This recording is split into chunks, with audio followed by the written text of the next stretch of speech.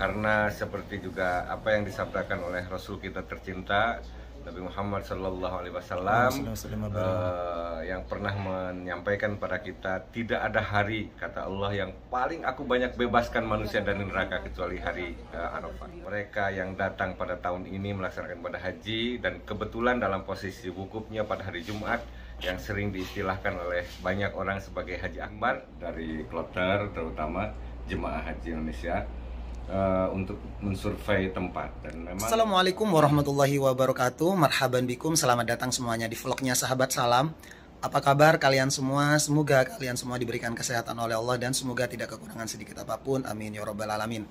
Alhamdulillah, di kesempatan sore hari ini insya Allah Sahabat Salam akan ngobrol-ngobrol santai bersama Abi Tatas terkait mengenai persiapan pelaksanaan ibadah haji tahun ini. Karena kemarin beliau sudah mensurvei ke lapangan, ke Musdalifah, ke Arafah dan Mina terkait dengan persiapan menjelang wukuf di Arafah. Dan beliau sudah ada di samping Sahabat Salam karena kami baru saja selesai melaksanakan ibadah sholat asar berjemaah. Assalamualaikum Abi. Waalaikumsalam warahmatullahi wabarakatuh. Gimana kabarnya? Alhamdulillah.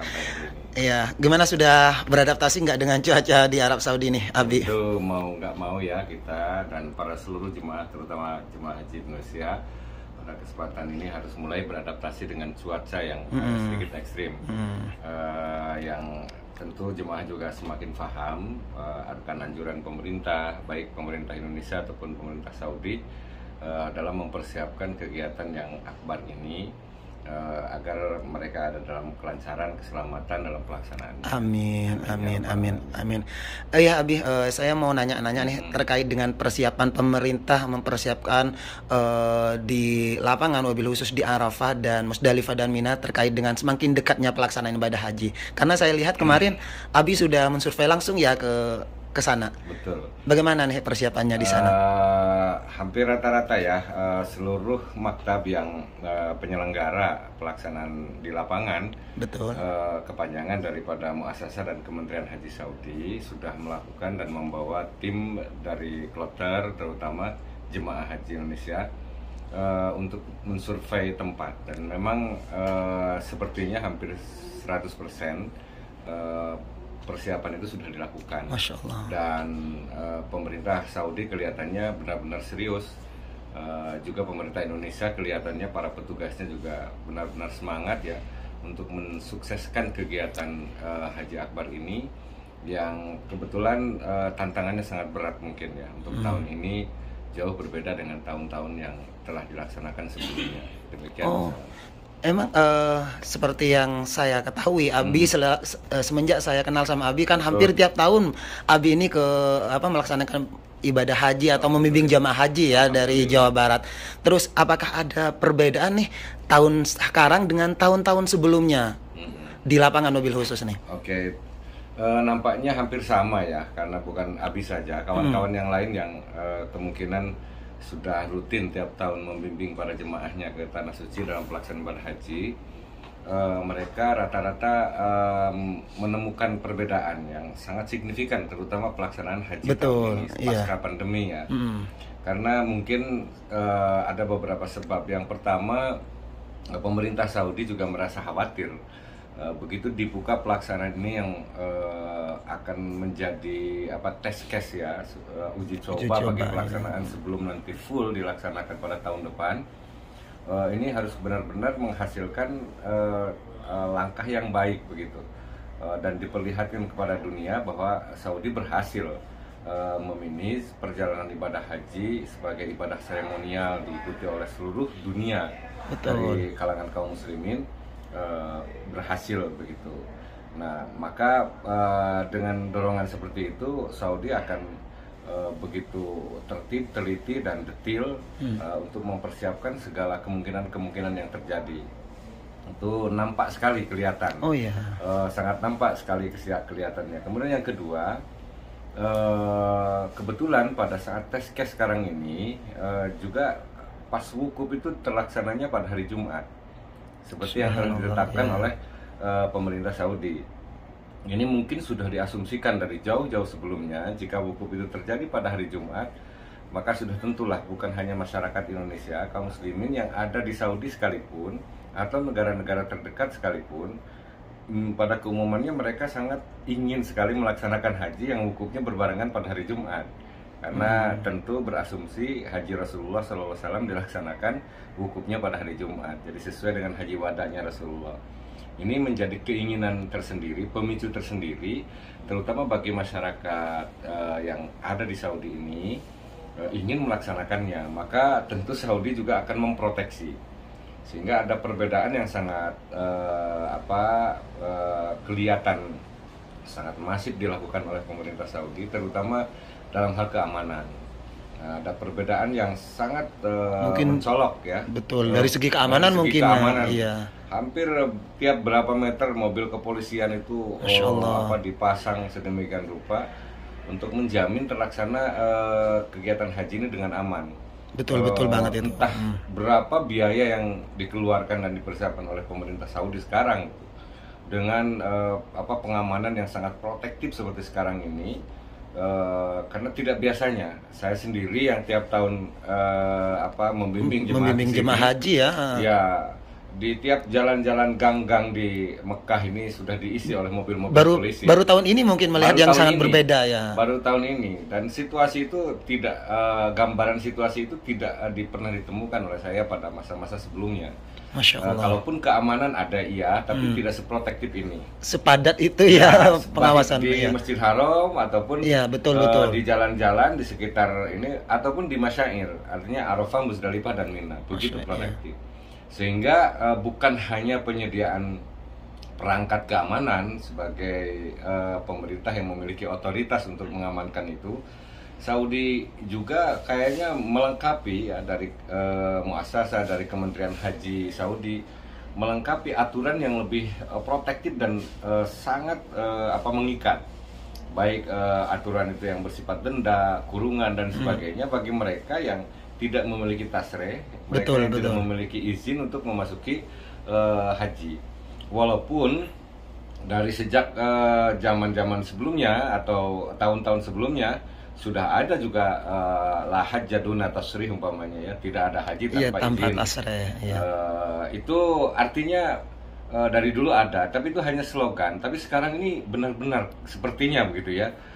Saudi ini serius dalam pelaksanaan ibadah haji ini. Ya, haji. Karena sangat khawatir. Di samping mungkin ini dalam tanda kutip mungkin saja pelaksanaan haji sekarang yang kebetulan jatuh wukufnya pada hari Jumat ini juga ya mungkin disenangi oleh keluarga Amir. Ya, tentu pemerintah Saudi sangat protektif juga ya jika terjadi sesuatu hal gitu ya, karena banyak keluarga Amir yang akan melaksanakan ibadah haji.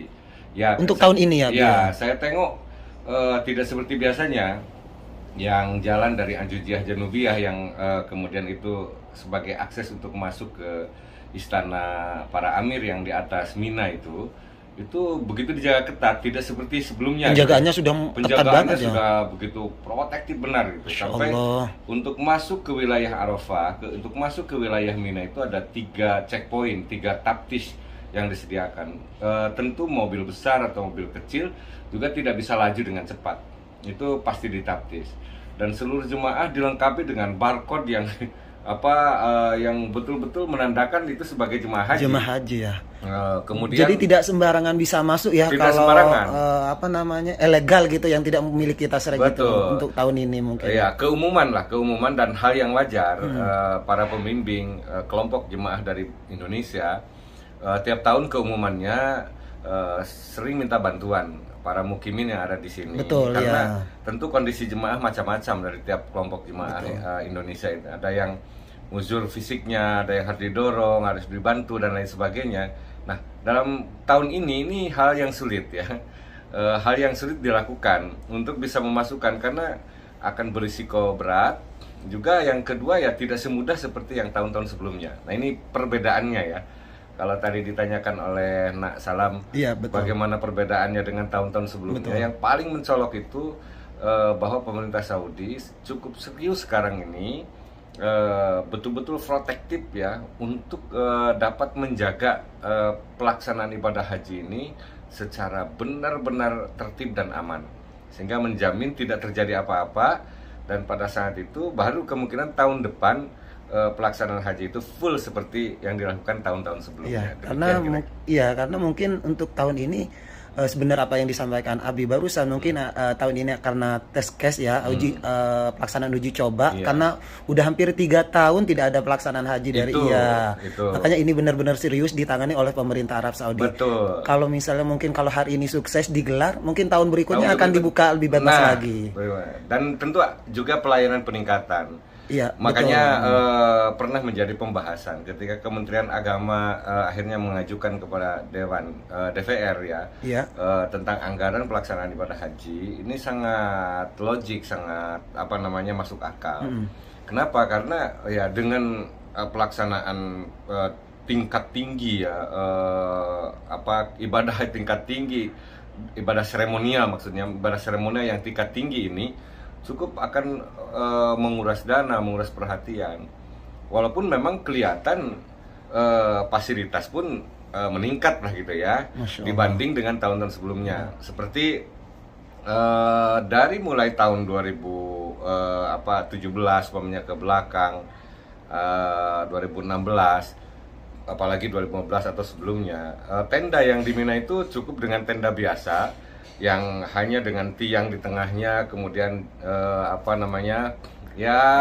cukup tidak representatif lah gitu ya, tahun-tahun sebelumnya. Sekarang ini sudah tenda yang maksimal, dan tenda itu cukup kokoh gitu ya, sehingga jika terjadi badai bisa menjadi tempat perlindungan jemaah.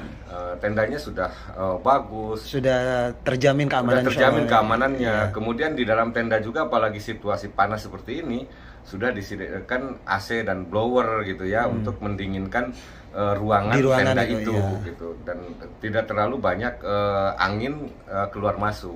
Jadi itu fasilitas ya yang memberikan representasi bagi para jemaah biar aman ketika melaksanakan wukuf di Arafah. Malah di Arafah itu karena mungkin ada di antara jemaah, termasuk jemaah Indonesia yang berangkat tanggal 8 dari sini pagi langsung ke Arafah ya. Kan ada 2 jenis kegiatan. Pada saat tanggal 8 itu ada yang ke Mina dulu, yang tarwiyah itu namanya, ada yang langsung ke Arafah. Yang menggunakan langsung ke Arafah ini kan juga mereka tidur malam tanggal 9. Tentu mereka juga harus disediakan fasilitas untuk bisa tidur dengan nyaman selagi mereka menunggu waktu wukuf. Betul. Maka disediakanlah juga tempat tidurnya. Masya Allah. Jadi dari mulai sekarang ini, tahun ini, ada perbedaannya gitu ya. Jadi ada kasur-kasur tipis yang disediakan ya untuk per orang. Jadi satu orang satu dengan bantalnya, dengan selimutnya. Karena kita tahu tentu bagi bapak-bapak para alumni haji di mana saja ya berada, yang pernah merasakan punya pengalaman ibadah haji lalu langsung ke Arafah, itu di Arafah ini banyak nyamuk, apalagi sudah gerah gitu, pasti membuka kain ihram ya, walaupun di kegelapan umpamanya sudah gerah, tapi banyak nyamuk juga. Ini problem. Maka tentu pemerintah dalam hal ini juga diaplikasikan oleh pihak maktab itu sangat protektif ya, bisa memberikan fasilitas yang cukup bagi para jemaahnya. Termasuk juga sama di Muzdalifah ya. Di Muzdalifah yang dulu nggak pernah sebelumnya ini pelatarannya duduk di hanya di atas pasir dan kerikil gitu ya, betul ya, tanpa ada alas apapun, malah jemaah sendiri yang bawa alasnya tikar. Dan sekarang ini kelihatannya sudah dipersiapkan, ada karpet-karpet yang sudah disediakan. Jadi jemaah yang mau melaksanakan sholat di Muzdalifah atau yang melepas, karena dalam pengertian mabit ya, melepas istirahat sambil berdoa di Muzdalifah, melakukan mabit, itu sangat memungkinkan bisa dilakukan. Termasuk juga ini memang sudah dilakukan 2 tahun sebelumnya. Jemaah tidak usah repot-repot lagi di Muzdalifah, akhirnya memanfaatkan waktu untuk cari-cari batu kerikil untuk dilontarkan jumroh. Ini sudah disiapkan oleh maktab. Jadi nanti begitu masuk ke Muzdalifah, Jemaah tinggal ngambil aja Jadi kantongnya. sudah mudah ya untuk mendapatkan batu. Ya, jumlahnya untuk sampai tanggal 13 semua. Masya Jadi Allah. tinggal ngambil begitu, tinggal mempersiapkan dan praktis jemaah tinggal hanya berangkat saja. Subhanallah. Hanya perbedaan selanjutnya sekarang ini tentu yang menjadi fokus pemerintah Saudi keamanan dan keterjaminan sehatnya jemaah melakukan ibadah itu. Maka ada aturan yang mengikat juga seperti yang kita lihat ya dari konun maklumat yang berkembang sekarang ini melalui Wizaratul Hajj atau Kementerian Haji Saudi. Itu poin-poinnya jelas seperti tidak keluar kita untuk melakukan jumrah kecuali pada waktunya. Ada waktu tertentu yang tidak diperkenankan siapapun untuk melanggar waktu itu. Kenapa? Karena akan berakibat ya. Mereka sudah memperhitungkan tingkat cuaca yang membahayakan, umpamanya tingkat kepadatan jemaah juga yang akan merepotkan. Maka ada aturan yang mengikat bahwa jemaah ini akan dikerangkeng, bawah-bawahnya atau pintu gerbangnya itu akan dikunci untuk tidak bisa keluar. Itu dari mulai jam 5 subuh ya pagi sampai jam 6 malam. Itu tentu mungkin demi keamanan. Demi mungkin. keamanan. Iya, betul.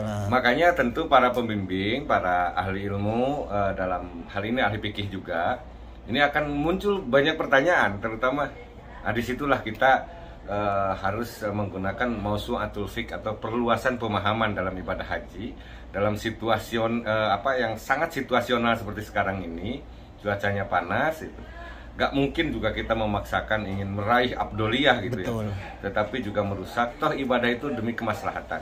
Benar. Jadi disitulah kita harus menggunakan akal budi, artinya juga harus kemampuan untuk mengeksplor hukum sehingga dapat terasakan maslahat hukum itu dilaksanakan oleh kita semua. Toh rujukan dan kias mengenai pendapat hal ini bukan baru sekarang ini. Dari dahulu kala dari kitab-kitab klasik juga sudah dibahas tentang mausu'atul fiqh atau perluasan pemahaman ini mengenai pelaksanaan ibadah haji. Karena ibadah haji itu ibadah khusus yang juga seremonial, menyangkut banyak jiwa yang melaksanakannya dan juga menyangkut keluhuran identitas Islam.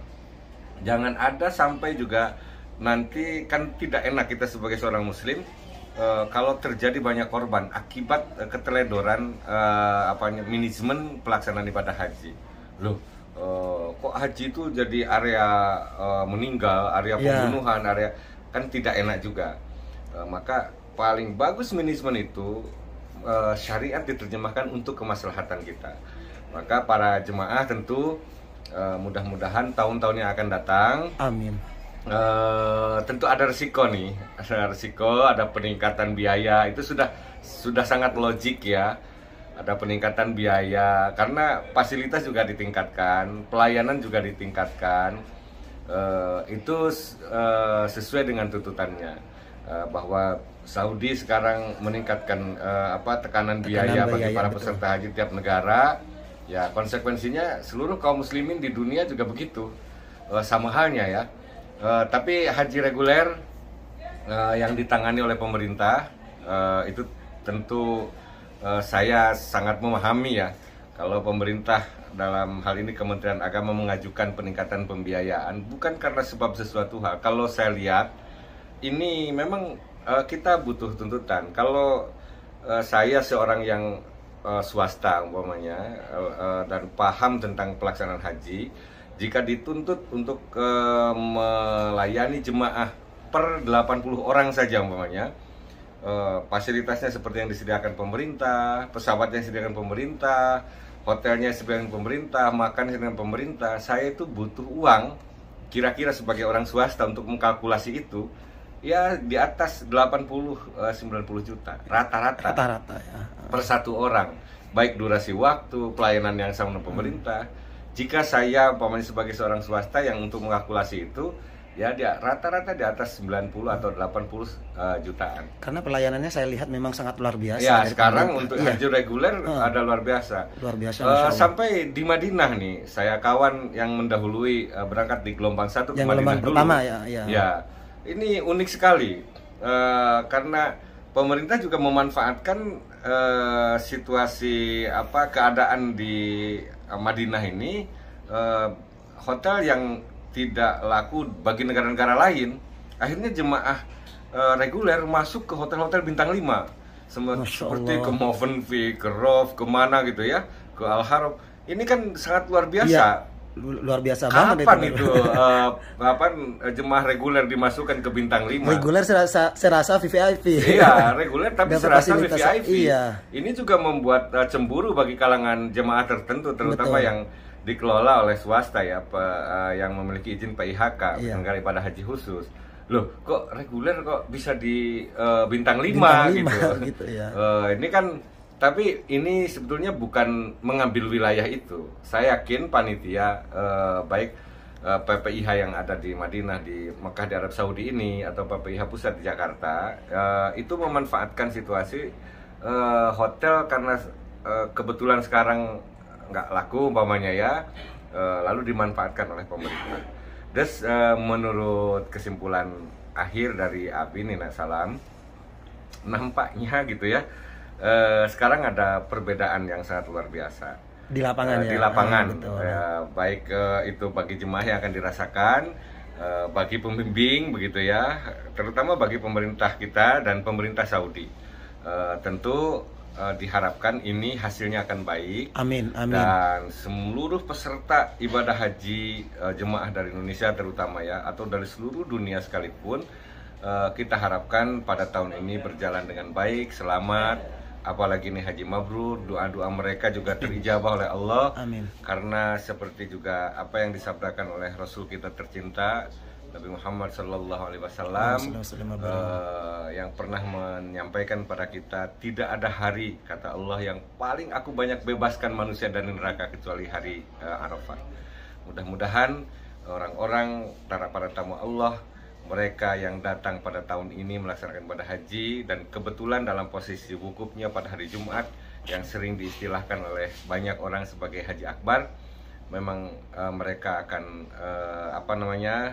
dibekali pulangannya oleh Allah dengan nilai-nilai kemabruran. Amin, amin. Jadi mereka berangkat dengan nilai-nilai ketakwaan, insya Allah mereka akan kembali dengan nilai-nilai kemabruran. Amin. Karena bangsa, negara kita, masyarakat kita sangat membutuhkan para alumni haji yang mabrur dan mabrurah. Amin ya rabbal alamin. Demikian, assalam. Ya, terima kasih atas penjelasannya, Bih. Semoga bermanfaat Sama-sama untuk semuanya, dan semoga semua para jemaah yang akan melaksanakan ibadah haji, benar apa yang disampaikan Nabi, semoga mendapatkan haji yang mabrur dan Amin, mabrur. amin ya rabbal. Bisa langsung ditutup, Bih. Oke, terima kasih kepada seluruh para penonton dan para subscriber dari Sahabat Salam ini. Kami doakan dari Tanah Suci yang mulia ini, mudah-mudahan Anda yang sedang sakit segera disembuhkan, Anda yang memiliki beban hidup segera diringankan oleh Allah. Amin ya Rabb. Anda yang terlilit utang, Allah segera memberikan jalan yang termudah dan meringankan kepada Anda sekalian. Amin. Anda yang banyak disandung oleh berbagai problematika, segera Allah melepaskannya. Amin. Dan amin. yang terpenting, semoga Allah memanggil Anda sekalian segera datang ke Tanah Suci ini, Amin. memudahkan rezekinya, memberikan kemakmuran lahir dan batin. Amin. Demikian, terima kasih. Wassalamualaikum warahmatullahi wabarakatuh. Waalaikumsalam warahmatullahi wabarakatuh.